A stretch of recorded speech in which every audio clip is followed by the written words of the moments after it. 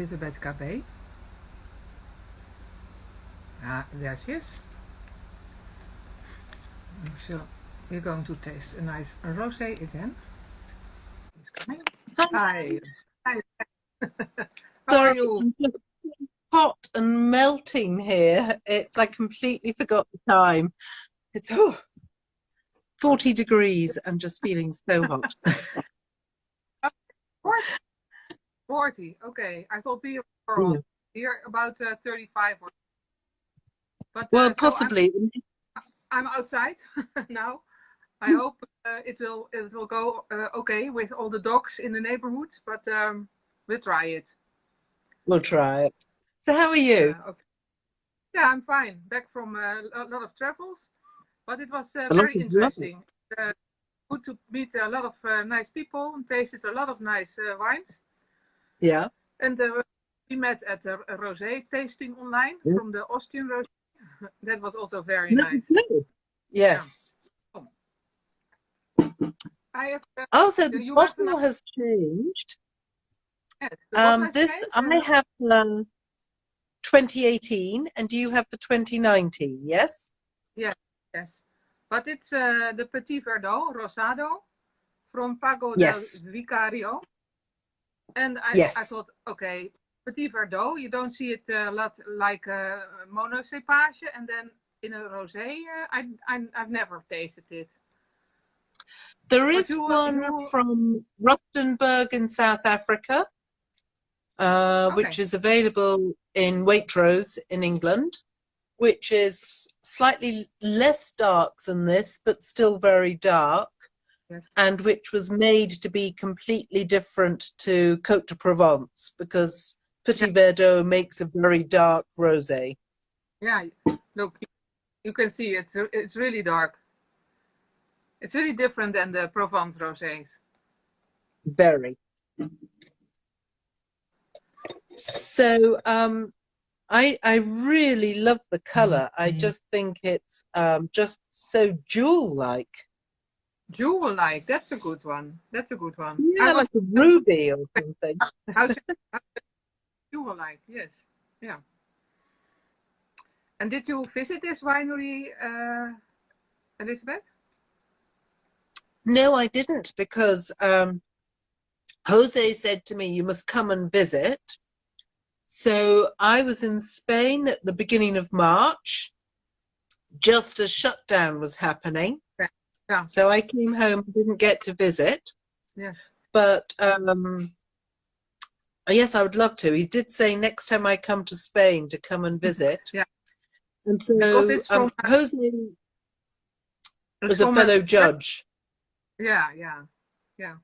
And this is in Castilla la Mancha, like in the center of Spain. So it's a very hot area. So it's a kind of difficult to make a nice dry rosé. And it says it's single vineyard, Pago being single vineyard. So it's the single vineyard of Vicario. And I spoke to Jose's wife, who's the winemaker, and she said she doesn't Mm-hmm. make the same style every vintage. She lets the vintage express itself. So every vintage will be slightly different depending on. So this is why we have two different vintages, to see how the Yes. vintage expresses itself. Yes. Yes. Now for me, like it's that's a hot area. I was surprised to have such a nice fresh rosé because it's really fresh. It's really dry, powerful. But I think it is also because of the height of the vineyards and the river that's have a cooling effect in the area. So what's the alcohol on the wine you have? 15. 15. Yeah, mine is 15 as well, but it's not from this 2018. It's the Ruby edition. And when I first tasted it, I was so shocked, because it's not like the 2017, which is like the 2019, very dry. This one is off dry. because apparently for the 2018 vintage, it was so hot that the fermentation stopped before all the sugar had fermented. Okay. So it has lovely acidity and lovely freshness and almost strawberry jam fruit. Mm, I get lots of strawberries on mine with this off-dry strawberry flavor. okay. Mm, strawberries, cherries, really full and rich, and as I say, this off-dry character, which if you don't expect is But that's in the vintage, like this the apparently wine it's I the vintage. really dry. Yeah. Well, Okay. apparently it is only this vintage that came out like this. But is the fruit the same? What fruit do you have? I have some. I have more the cherry notes. Cherry Yeah, more than strawberry, yeah, and also but ripe some cherry. apple. Hmm. Yeah, mine, yes, a lot of cherry, but I also get this sort of very strawberry jam richness on top of the cherry, but balanced by beautiful acidity. And you can't tell the alcohol, can you? The alcohol is beautifully integrated. Yeah, yeah. It's really integrated. It's a very Mm. very balanced and a very long finish also with a nice bitterness. What I always like in a wine. Yeah. It's even with the residual sugar, that fresh bitterness on the finish is quite crunchy. Yeah, You know, it's not a sweet wine. It's just the ripeness of the fruit. mm, Um, and I think also the because of the acidity and the sour cherry character would be really beautiful with food. It's a very gastronomic yeah. wine, I think. So as I say, I don't know. There's the one in South Africa. I think there is a winemaker, but I can't remember who in Bordeaux that does a Petit Verdot Rosé. But it really is quite a unique wine style. Okay. Maybe because the color is so much deeper. It's not a Yeah. Teinturier grape. Whoa, sorry, I've got my curtains to try and cool it down a bit.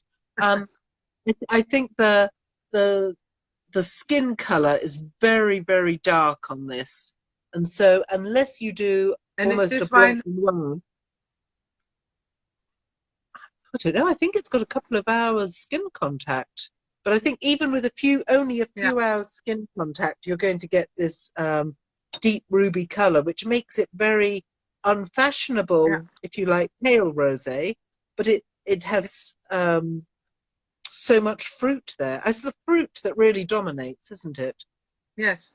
It says on the bottle this wine underwent a cold soak in contact with the grape skins, but it doesn't say how long.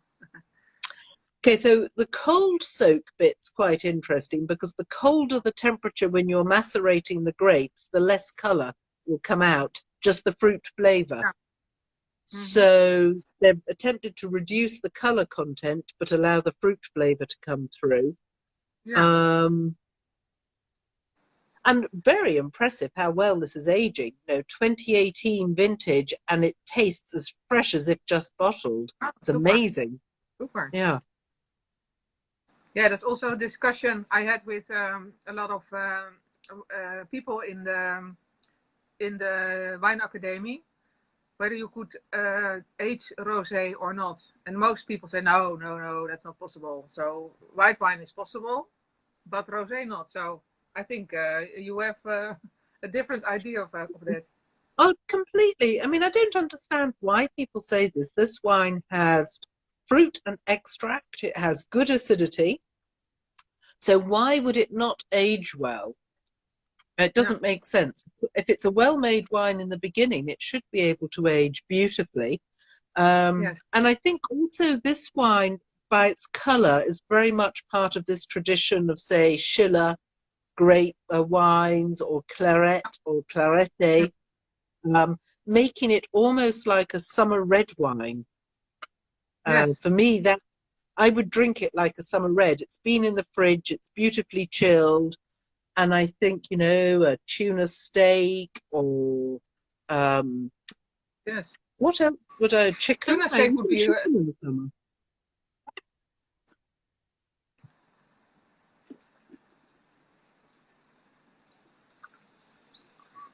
a tuna steak and a bit of Caesar salad would go Yes. also very interesting So with quite sauce. gutsy flavors, really, isn't it? It's got the body that will. It's not a shy rosé. It will really. No, Um, no. it's a gastronomic, and it is bold, and it is. It's very Spanish, isn't it? You can imagine a Spanish character. It's not a timid wine. No.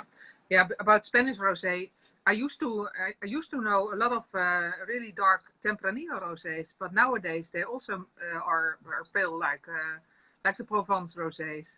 So I like it very much to have a rosé like this. So this is a modern Rioja rosé from La Lomba, Ramon Bilbao, which is Okay. Grenache with some of the Jura. And this is the color that is now selling on the Yes. international market. Yeah. And this is the difference. But when I spoke to Jose, he said this Petit Verdot had become a cult wine in Spain. Before COVID, all the restaurants, this is the wine they wanted to serve. So there is Yeah. Okay. interest. Hmm. And Okay. I think maybe us talking about it, it is very structured, but not in a clumsy way. It's the intensity of the fruit is beautifully balanced by long acidity. And the fruit is intense, but in a very, very ripe way. It doesn't feel extracted, does it? It doesn't feel like somebody's really worked it. It's the pure fruit juice coming out of those grapes. Yeah. Now it's becoming a bit warmer in my glass. I have more the strawberries also. What you mentioned. Okay. Yeah. Yes. But the cherry notes are overwhelming in this glass. Yeah. So in England, there's a dessert called summer pudding. I don't know if you've Hmm. ever had it, where you line a bowl with white bread, sliced white bread, and you fill it with summer fruit, cherries, blackberries, raspberries, currants, and you fill it till it's really full, and then you put white bread on top, and then you leave it overnight, and the next day when you take it out of the bowl, you get a round pudding shape held together by the bread, which has soaked up all the juice. And for me, this is a summer pudding wine. It's hard to explain just how concentrated the fruit flavor is. Yeah. Yeah. In this wine, it is. Yeah. I don't think I've Sounds ever like a nice. tasted a rosé like this. Okay. No? And What would you and compare it with in a blind tasting? oh, Oh, yes, exactly.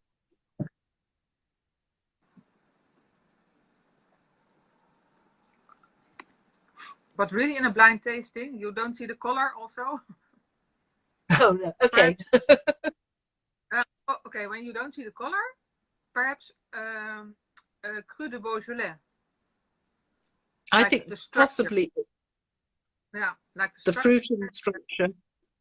It doesn't have the minerality No, of a Beaujolais, but it does have, but more of a red Beaujolais than a rosé Beaujolais, I think. that's a red Beaujolais. When you chill it, and not the heaviest one. I think that is the nearest I would think of. But And I whereas also have some red, salty. some, I No, didn't hear what you did. I sometimes didn't also hear have what you said. some salty mentality now in the wine. Not in the 2018, but the Okay. 2019, yes. And also, this has no tannins, which I think is interesting. So Yeah. whereas a Beaujolais would have a tannic structure, this is an acid fruit structure, um, which would maybe make you think away. Maybe you would almost think New World. Would you go Australia, California, because of the richness of fruit? I don't know. Yeah, sure. But It's which grape variety would you go then in Australia, for example, like Pinot Noir or something, or Cabernet? no, oh yeah, because it doesn't have that leafy notes that Yeah, maybe you would think with Cabernet. yeah. For me, the 2018 is too heavy to be Pinot Noir. Um, it's Okay, got too much acidity and structure to be Merlot. Maybe a blend. Maybe we would be thinking of a Gamay Cabernet, a blend of, I don't know. This is a nightmare wine on a blind tasting. I think so. It's not enough to have it in your glass. It's really nice. So, but I think one thing just to say that when I'm tasting a new wine, and I sometimes, as an exercise, I think, what would I do in a blind tasting? How would I compare this to any other wine? Because I think what is interesting is we are very, very keen to categorize these wines. And if you cannot say it is like Beaujolais or it is like Provence or is it like Anjou or Rioja, when you want to try selling a wine, it's completely unique. It is Yeah, quite difficult to sell yeah, yeah. But it's also a unique selling point then. Eh? as well. This Yeah, is this is a unique rosé. There is yeah. nothing like it. Um, and yeah, I yes, I don't know whether it is imported in the Netherlands or in Romania, where I'm now. Do you know? I must ask. And then when people want to as know, far as I know, it's Spain, okay. and it's I, a limited, I think, limited quantity of yeah. bottles. I don't think. Oh no, well, it's imported into America. My bottle says imported by City Moonlight W&L New York. Okay. If anybody knows who they are. So it does Hmm. have some export, and really New York does have the most amazing, exciting wine scene at the moment. Yeah. So I can imagine them liking that. So for those who are just joining us, I have the 2018 Ruby edition of this wine. Hi, Sumi, which was a special edition. And I have Anne-Wies had 2019 Rosado Petit Verdot. So the 2019 is dry, and the 2018 Ruby edition, the winemaker said that both wines are 15%, but this wine, the 2018, stopped fermenting at 15%, leaving some residual sugar. It was such an amazing vintage.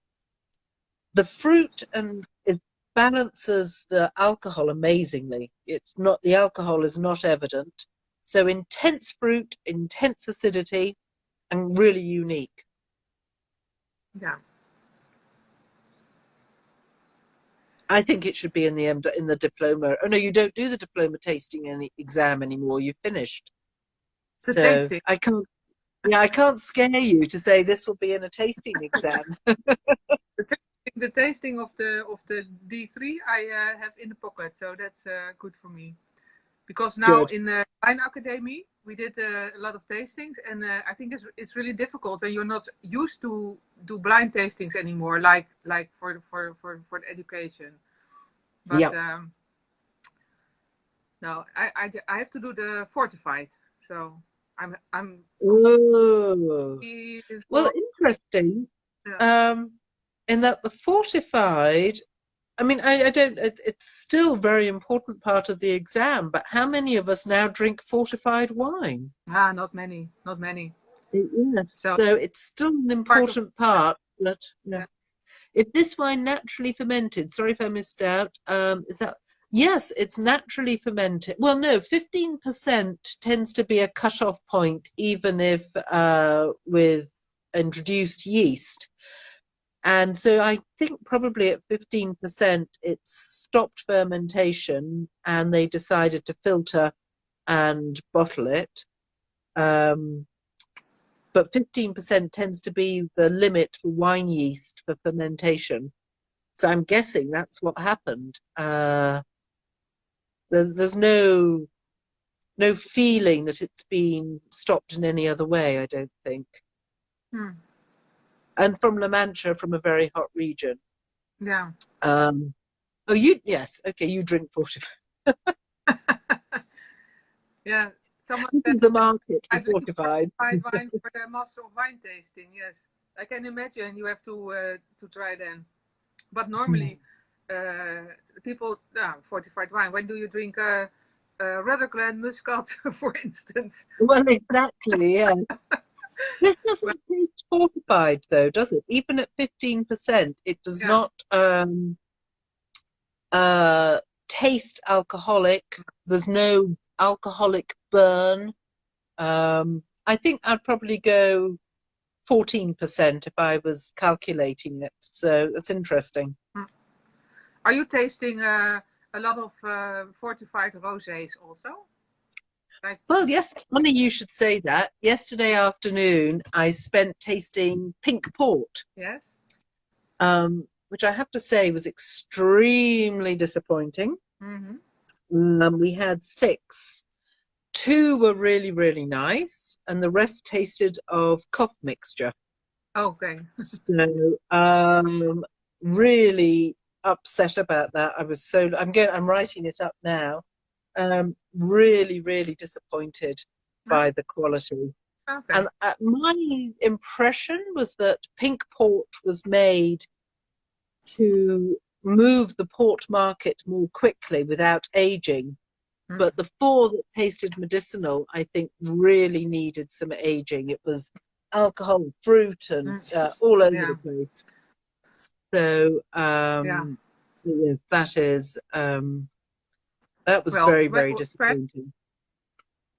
you tasted one that you liked, and perhaps we can do an IGTV on the Yeah, rosé port sure.